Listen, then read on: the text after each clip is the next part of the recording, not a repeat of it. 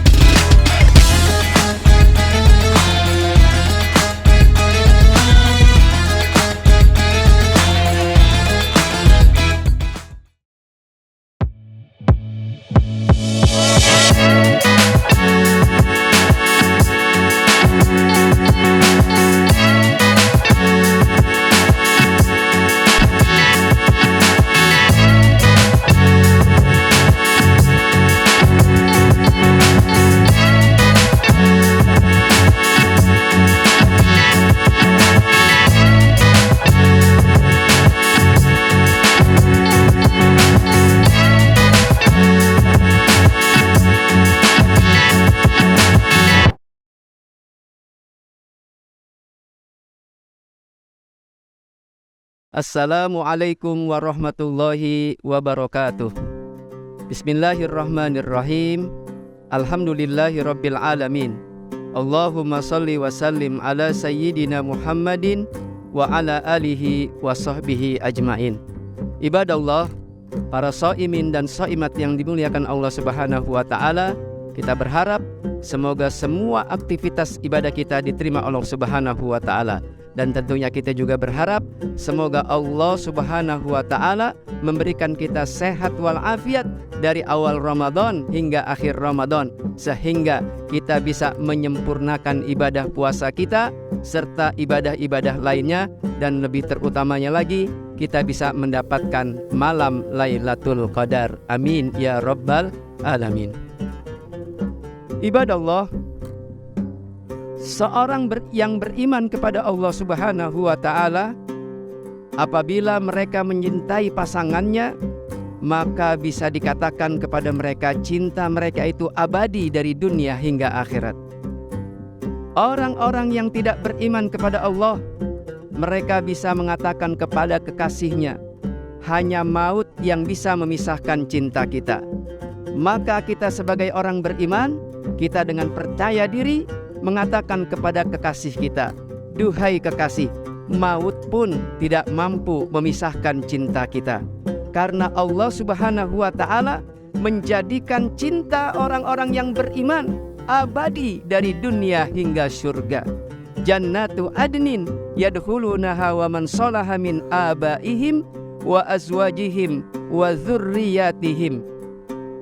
Mereka orang-orang yang beriman, bertakwa kepada Allah Subhanahu wa Ta'ala, masuk ke dalam syurga Aden bersama dengan orang-orang tua mereka, bersama dengan kakek mereka, bersama dengan buyut-buyut mereka, semuanya ke atas. Selama dalam ikatan iman dan takwa kepada Allah, mereka akan masuk ke dalam syurga bersama kita. Bahkan para pasangan kita, istri-istri kita, selama mereka beriman kepada Allah Subhanahu wa Ta'ala, kita pun akan masuk ke dalam syurga bersama-sama dengan mereka. Begitupun dengan anak keturunan mereka, selama mereka beriman kepada Allah, takwa kepada Allah, percaya kepada Nabi, mereka pun akan masuk ke dalam syurga Aden. Dan ini adalah janji Allah dalam Al-Quranul Karim. Artinya, siapa yang bisa menjaga keimanan dan ketakwaan kepada Allah Subhanahu wa Ta'ala, maka mereka akan mendapatkan jaminan keabadian cinta mereka dari dunia hingga akhirat dengan sebab keimanan dan ketakwaan kepada Allah Subhanahu wa ta'ala. Dan saat mereka memasuki surga, para malaikat menyambut mereka. Malaikat masuk ke dalam surga mereka, salam mengatakan, salamun alaikum bima sabartum. Salam sejahtera atas kesabaran yang kalian lakukan di dunia. Saat engkau melakukan ibadah, saat engkau melakukan perbuatan baik, engkau berusaha daripada meninggalkan perbuatan maksiat dan dosa. Di saat itulah engkau sabar, maka Allah akan memasukkan engkau bersama dengan keluarga, bersama dengan ayah-ayah kita, ayah, kakek, buyut dan seterusnya, bersama dengan pasangan-pasangan kita, bersama dengan seluruh anak keturunan kita, dari cucu sampai cicit dan seterusnya. Kita akan dimasukkan ke dalam surganya Allah Subhanahu wa ta'ala. Abadilah cinta orang-orang yang beriman. Pertanyaannya adalah bagaimana kita mengabadikan cinta kita kepada Allah Subhanahu wa ta'ala. Bagaimana kita mengabadikan cinta kita kepada keluarga dengan bersandarkan kepada keimanan kepada Allah Subhanahu wa ta'ala. Maka Allah Subhanahu wa ta'ala mengatakan, walladzina sabaru ibtigha'i wajhi rabbih. Maka mereka itu bersabar dalam mencari keridhaan Tuhan mereka. Kemudian mereka wa yunfiqu mimma razaqnahum sirran wa alaniyah. Mereka kemudian menafkahkan rizkinya baik secara terang-terangan ataupun secara sembunyi. Wa yuqimus shalah, dan mereka mendirikan salat. Wa yadra'una bil hasanatis sayyi'ah, dan mereka membalas setiap perbuatan jahat dengan kebaikan. Ibadah Allah, jadi kita untuk mengabadikan cinta kita kuncinya ada 4. Yang pertama adalah mencari keridhaan Allah Subhanahu wa ta'ala.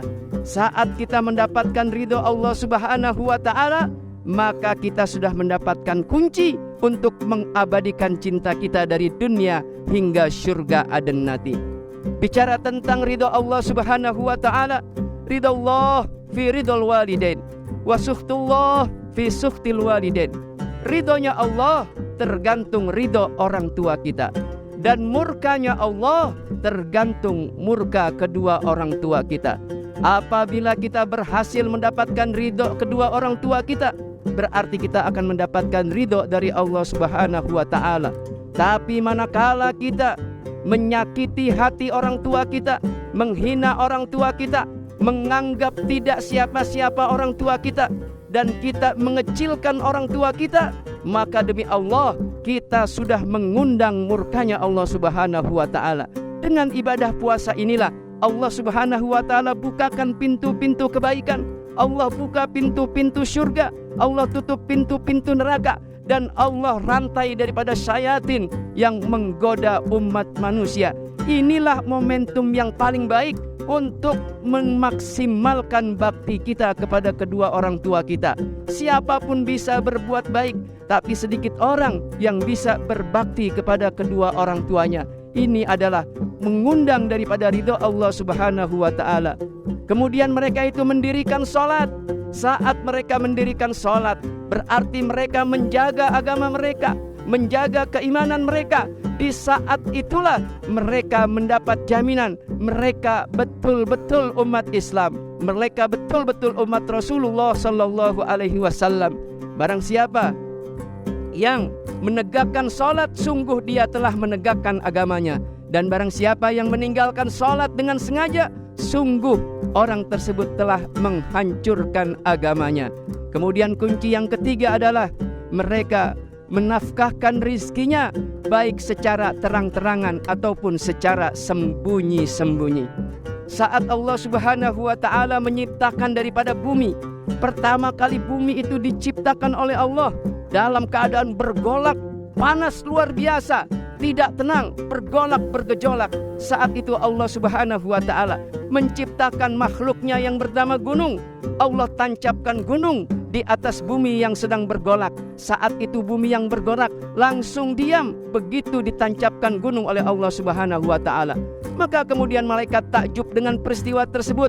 Mereka bertanya kepada Allah, "Ya Rabb, adakah makhlukmu yang lebih kuat daripada gunung tersebut?" Maka Allah Subhanahu wa ta'ala menjawab, "Ada, yaitu makhlukku yang bernama besi.